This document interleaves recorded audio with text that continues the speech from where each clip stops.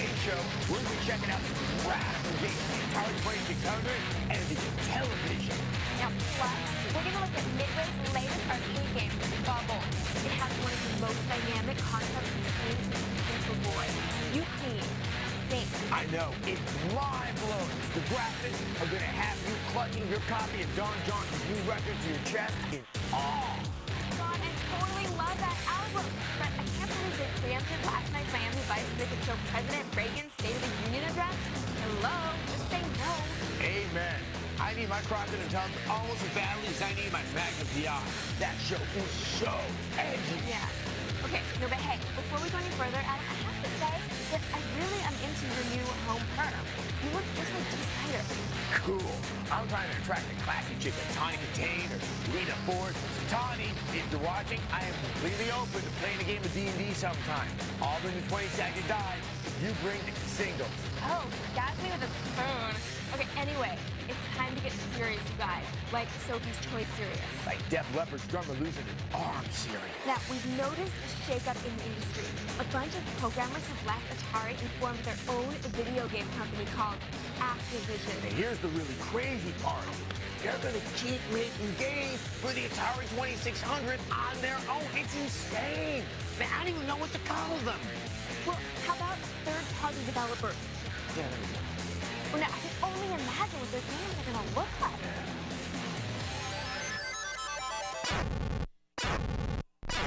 The Activision Anthology has about 55 classic Atari 2600 games for your Game Boy Advance. There's something to love here, whether you still live in the past or just want to humor your parents. Activision's classic games are here, like Pitfall 1 and 2 and River Raid. The Activision Anthology is practically a history lesson. There's the shooting in space game, the airplane game, and the racing game. This game was later turned into a popular screensaver. The Flower Pot games, which turned into, well, the Flower Pot craze kinda died, I guess. And you know, I miss those simpler times when all the game names weren't taken, back when a baseball game was called Baseball, instead of MLB Slugfest 2004.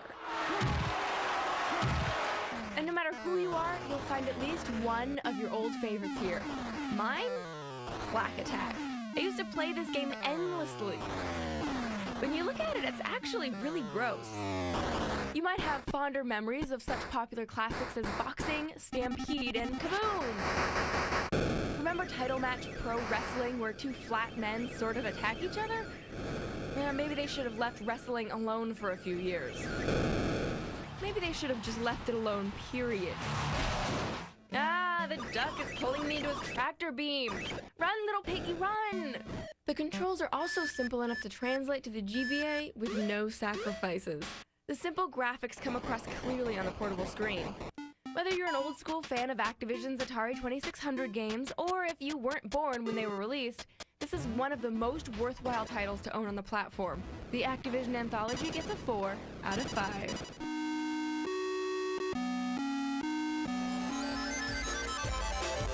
Bloody Human Freeway? Did no one, learn anything from the protest over 1976's Death Race 2000? This nation won't stand for its poorly defined stick figures being crushed. And what's going to be next? A game where you run people over in cars and shoot at hookers? Okay, but, well, when the #1 song in America is Like a Virgin, I guess anything is possible. But seriously, Madonna, that's, too much information. I'd like more information, actually. Ew, grody to the mat.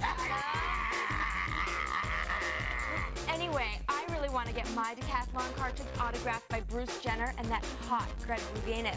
I so want to slow dance to Lady in Red with him. Morgan, you don't stand a chance. That guy must have more girlfriends than he knows what to do with, man. Fine. Let's talk about the impact of the Atari 2600 then. Right. If it weren't for that system, we'd all be in pizza parlors with a big roll of quarters, standing around going, I have next, I have next. Yeah, and this show would probably just be Adam standing in an arcade by himself with short hair. Yeah, no one would watch that. But lady, this hair is gonna be forever. So what will Atari's legacy be in the distant future? Like in 2001? Dude, by then the models would have appeared. Then we're just gonna be in all the flying cars. Flying cars! It may not have been first, it may not have been the most graphically advanced, But no console has had the galvanizing effect that the Atari 2600 had on the video game industry and on society in general. We recently picked up the Atari 80 games in one collection for the PC. You get all your favorites for the 2600, as well as some classic arcade games. All your old favorites are here. Asteroids, Missile Command, Centipede. Who can forget Math Grand Prix? Ha! It's worth noting that the minimum system requirements to play these games is a 200 megahertz computer with 16 megs of RAM and a DirectX 7 compatible video card. I'm sure this won't be a problem for any of you, but come on, 200 megahertz just to play an Atari game? The 2600 clocked in at a blazing 1.2 megahertz for crying out loud. Another issue with the PC port. The keyboard controls lack the pure responsiveness of the original 2600 joystick and paddles. Plus, the fact that using a keyboard in place of the original one-button joystick seems, for lack of a better word, sick and wrong. There is a key difference between these early manifestations of video games and the current games we play. Beyond the obvious graphical improvements, beyond the advances in cinematic storylines. Simply stated, most early video games were impossible to win. There is no princess to rescue. No matter how many aliens you blast, asteroids you destroy, or missiles you shoot down, they just keep coming. Faster and faster, until you eventually succumb to the soothing caress of death. So perhaps the most devastating effect video games have had on our society stems not from bad-on-hooker violence or gravity-defying breast physics. Perhaps the true horror that early video games forced us to acknowledge is the fact that in the end, all life is ultimately a futile pursuit of an imaginary dream of perfection that can never be reached. That, and it's really fun to zap little squiggly things. The Atari 80 games in one collection for the PC is a great resource for those desperate to relive their lost youth. Unfortunately, from the iffy controls to the so-so handling of classic vector graphics games like Tempest and Battlezone, there's enough missing from this collection to knock it down a couple of notches. We give it a 3 out of 5.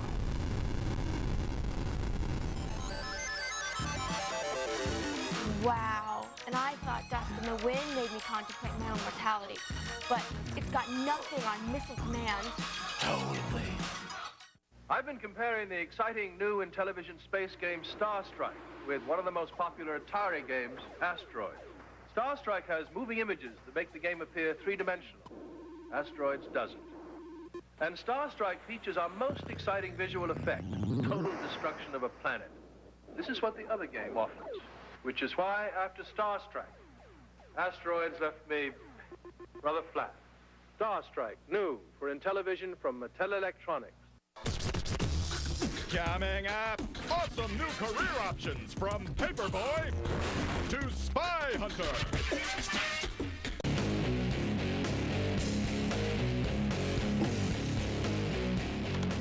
Oh, welcome back to Exploit, the show that's giving the facts of life a run for its money in select markets. That means some people like us more than Tootie and Blair and Cousin Jerry combined.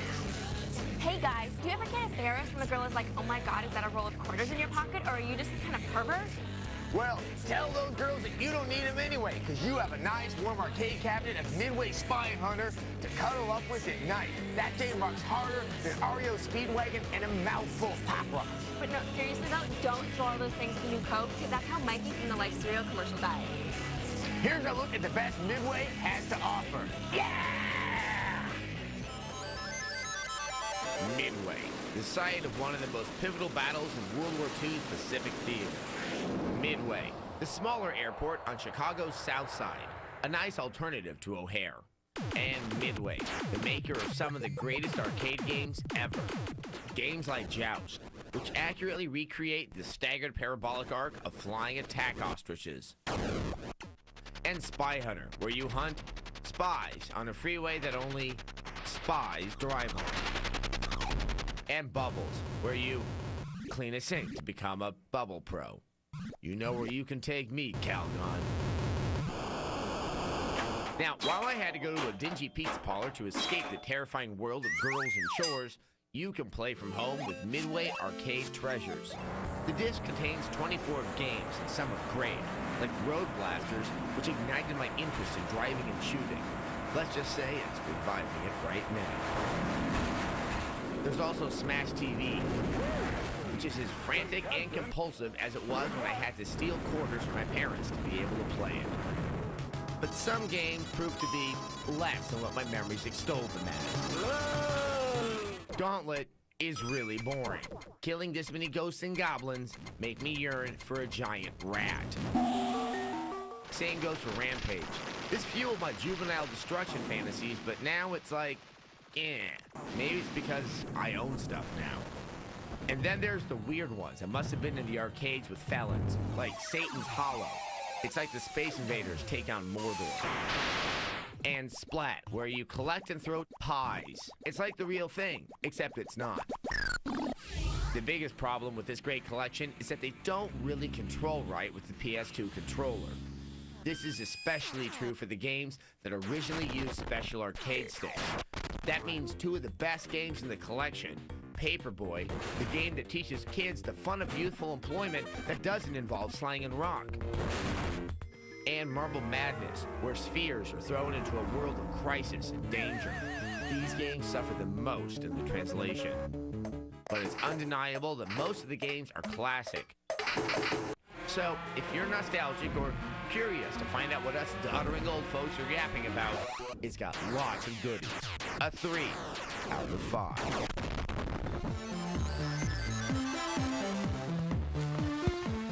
Wow, that rocked more than when I saw Pat Benatar in concert in Encino. And she threw me her headband. Hey, audience, don't get your leg warmers in a bunch. We're going to be right back with yet another cutting-edge system in television. It's totally awesome. Here's an easy question for you. Which of these games is the closest thing to the real thing? A, Intellivision Major League Baseball. B, Atari Baseball. Here they are again, close up. A, Intellivision. B, Atari.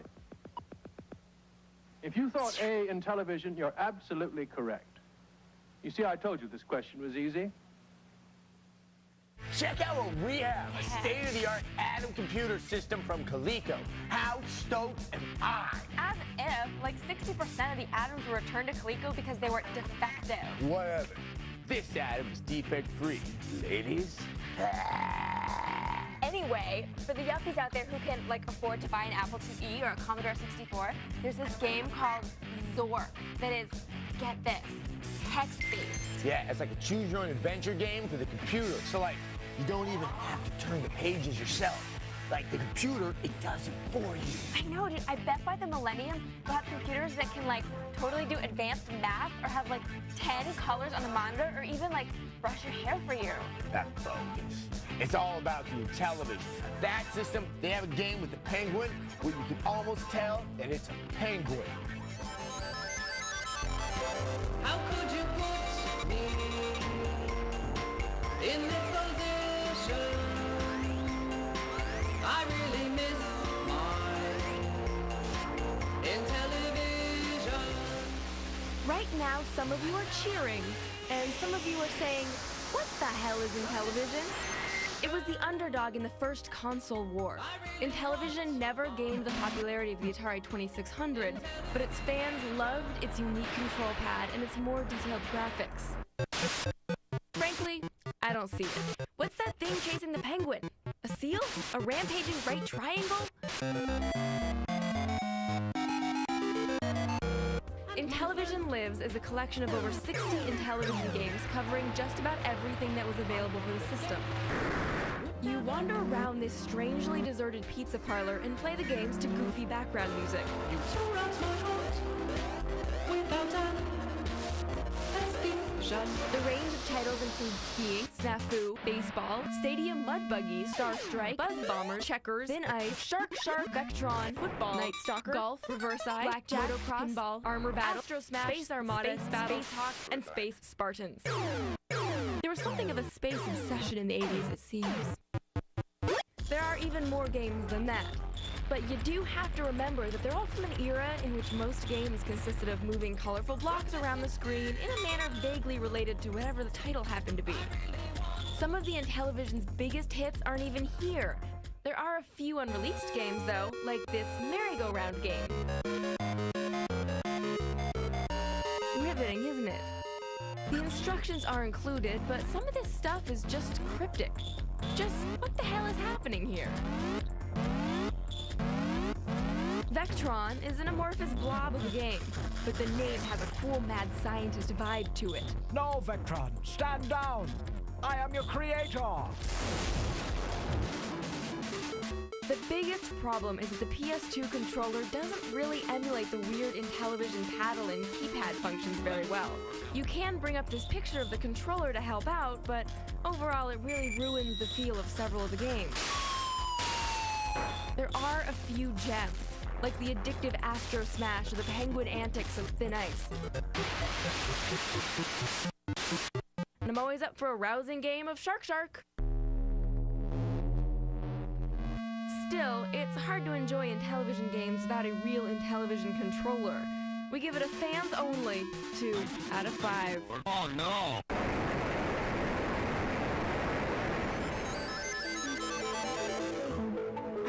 Intellivision lives like it was ever dead. I know. Check out these paddles. This is the way a controller is supposed to be. You can give it a high five and then you can dial someone's phone number. Intellivision is like the Berlin Wall. It's never going down. Hey, baby. Do you have ice hockey by Activision? Think you're ready for it? One of the roughest video games around for your Atari game system? Ready to battle for the puck? Well... To inflict fierce body checking? Furious stick checking? Ruthless tripping? You really think you're ready for all that? I'm ready! Fine. Cash your charge. Ice hockey by Activision! In a moment, gag me with a spoon and check out these righteous pixels. It's pack time!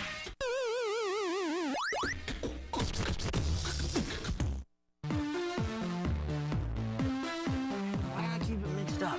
It could look really... Why do you have to have perfect colors on each side? Welcome back to X-Play. Now, today, we've looked at some of the top systems on the market. The Intellivision, the Atari 2600, the Apple IIe, and now it's time for viewer mail. All week long, I've been getting some righteous mail in response to my appearance in Tiger Beat magazine, although Menudo did get the cover. Bonus. Well, today, we got a mysterious unmarked package in a plain brown box, but I think it's totally safe to open. Yeah, like, what's gonna be in here? A bomb? Or some kind of mysterious white powder? Yeah, I don't do that stuff. I meant like anthrax. Dude, no way can the whole band fit inside of this. Bust it open. Maybe they're there. What is this? Some kind of joystick? It says Namco. This one says Atari. No. Now there's a letter. Yeah. It says, what does it say in here? We're supposed to hook them up to the television. Whoa! Awesome. Thanks, Cutting Edge TV Magic. Oh, check this out. What? This controller's got 5 games on it. What? Shut up. Yeah, it's got games like Dig Dug and Pac-Man and Galaxian. And it's only $19? Yeah. Someone is pulling our legs, Adam. I mean, the Intellivision cost $299. You know what? We're totally in tandem camera. No, Morgan, this is like some sort of technology from the future. Shut up. Where's Alan Funt? You guys totally caught me. No, Morgan, it's for real. Look. Oh my God. No. But how do they fit all these games onto one joystick? And how did we plug it into our chronologically inaccurate television? The other joystick, this one is supposed to have 10 Atari games on it, and it only costs $20. My mind can't contain this. This rocks harder than an AC/DC cord. It's just inconceivable. I mean, okay, look at my portable version of Scramble. I mean, how could technology get any smaller than this? I don't know. If this little joystick is a sign of things to come, to world peace, and ends a global hunger be far behind? I don't know, but you know what? If you you want to join our fan club, send a self-addressed stamped envelope to the address on the screen. You can get an autographed headshot of me rocking out with my guitar. Or a candid snapshot of me and a Susie in the Banshees concert. Good night.